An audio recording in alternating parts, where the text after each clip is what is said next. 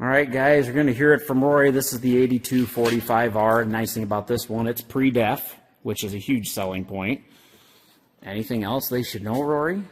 I bought this here at Fender Implement back in 2010. I think it had a few hours on it. I don't remember if it was a demonstrator or if what the deal was, but it just had very few hours. I've had it ever since.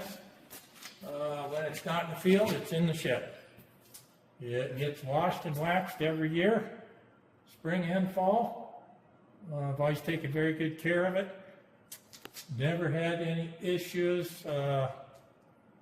Outside of, I think we did some work on SCV valves once, but outside of that, regular maintenance and oil changes, and it's been an awful good tractor. And I can vouch for that, guys doing the videos. Like I said, you just look around the shop, you can just tell how good a care Rory takes care of his stuff. So, all right, we will cover a couple more for you here.